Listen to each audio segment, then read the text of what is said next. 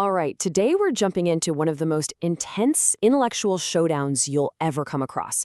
We're talking about a single day where one man faced a nonstop barrage of questions, and every single one was designed to be a perfect, inescapable trap. Let's get right into it.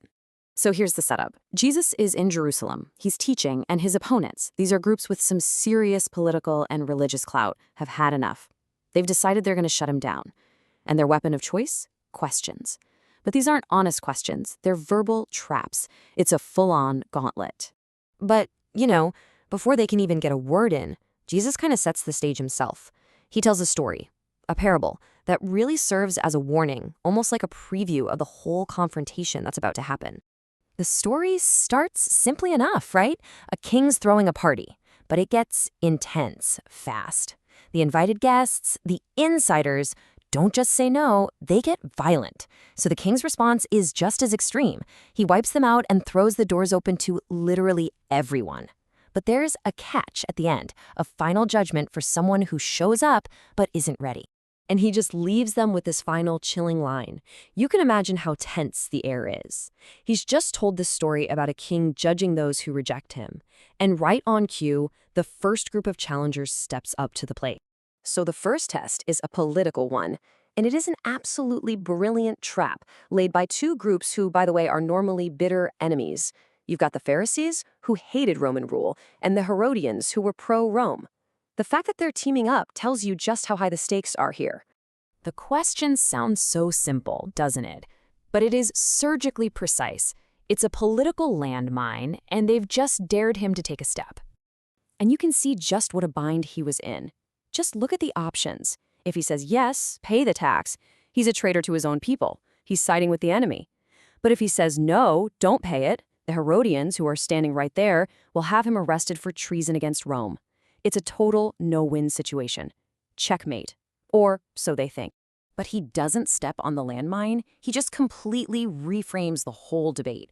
He asks for a coin, points to Caesar's face on it, and basically says, sure, this belongs to him. But then, boom, he pivots to a much higher loyalty. He doesn't choose a side. He creates two separate domains of responsibility. His opponents are just left standing there completely stunned. Okay, so round one goes to Jesus. But the day is far from over. Next up, the Sadducees. Now, the main thing you have to know about these guys is that they did not believe in the resurrection. At all. So their whole goal here is to make the idea of an afterlife sound completely ridiculous. So they come up with this super elaborate, almost silly scenario based on a specific marriage law. You've got one woman, 7 brothers, a lot of funerals, all building up to their big gotcha question. In their minds, they've created a logical paradox that proves the resurrection just can't work. His response is just incredibly direct. He doesn't just solve their riddle. He tells them their entire foundation is wrong. He says, look, you've got 2 big problems. You don't actually understand the scriptures you claim to be experts on, and you have no idea how powerful God really is. And this is the core of his whole argument.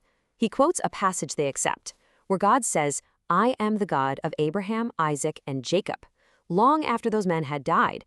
His point is that God is talking about them in the present tense. If God is still their God right now, then they must still be alive in some way. The crowd is blown away. The Sadducees, they have nothing to say. So let's check the scorecard. The political trap failed. The theological riddle was a bust. So the Pharisees, after watching him completely silence the Sadducees, huddle up and try a new angle. This time, it's an ethical test, right in their wheelhouse, the law. Now, this might sound like a simple question, but this was a hot topic for religious scholars. There are 613 commands in the Hebrew law. Asking for the greatest one is a way to test his priorities. What does he think is most important? It's a subtle but very pointed test. But again, he doesn't just answer the question they asked. He goes deeper. They ask for the single greatest commandment, and he gives them something far more powerful. He boils down all 613 laws into just 2 core ideas. First, he gives them the number 1, your relationship with God.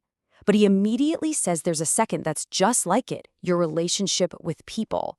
And then he says that everything, the entire law, all the prophets, it all hangs on these 2 ideas. He didn't just pick a commandment. He gave them the very heart of the entire system. So, at this point, he has flawlessly navigated every single trap they've laid for him: the political, the theological, the ethical, all of them. And now, after answering all of their questions, he does something nobody saw coming. He goes on the offensive. He turns the tables. He looks at the Pharisees, who are all still standing there, and he asks them a question about the one figure at the center of all their hopes, the Messiah. And they answer immediately: the Son of David. It's the right answer. The textbook answer. Everyone knew the Messiah would be a descendant of King David. It's an easy question, and they answer it with confidence. And this is the final blow. He quotes a psalm they all knew, one they believed David himself wrote, where David calls the Messiah his Lord. And there's the paradox. How can the Messiah be David's descendant, his son, and at the same time be David's superior, his Lord? They're totally stumped. And that's how it ends. Total silence. He didn't just survive their gauntlet. He ended the entire interrogation with a single question of his own that showed the limits of their own understanding. They came to test him, and they left in silence, completely outmatched. So what does it mean when the one being questioned becomes the ultimate questioner?